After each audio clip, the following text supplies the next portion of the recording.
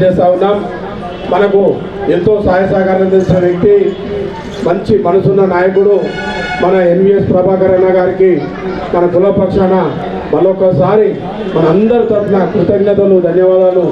అన్న ఆశీర్వాదం ఎల్లవేళలా మన సంఘం మీద, మన కుల సభ్యుల మీద ఉండాలని, అలాగే మన అక్క మాంకాలి, మన బీరప్ప కామరాతి ఆశీర్వాదం అన్నకుండి అంచెలంచెలుగా ఎదగాలని మనస్ఫూర్తిగా కోరుతూ, మన సంఘాన్ని ఉద్దేశించి, మన బీరప్ప కళ్యాణాన్ని ఉద్దేశించి 2 నిమిషాలు మాట్లాడాల్సిందిగా కోరుతా ఉన్నాను.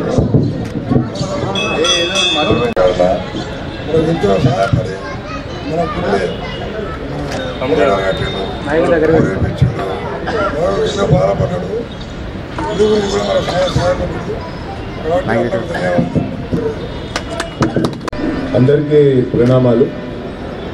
గత 3 రోజుల నుంచి బీరప్ప దేవాలయం యొక్క వార్షికోత్సవాన్ని, 5 రోజుల నుంచి బీరప్ప దేవాలయం యొక్క వార్షికోత్సవాన్ని చాలా అత్యంత వైభవంగా, శాస్త్రోక్తంగా, ధర్మబద్ధంగా నిర్వహించుకుంటూ ఉన్నారు. మరి నిన్న కళ్యాణం జరిగింది. ఆ కళ్యాణం అది లోక కళ్యాణంగా మనందరం కూడా మరి భావించాలి. బీరప్ప ఒకవైపున కులదైవం, మరొక వైపున సాక్షాత్తు ఆ శివస్వరూపమే అని చెప్పని అందరూ కూడా భావిస్తారు.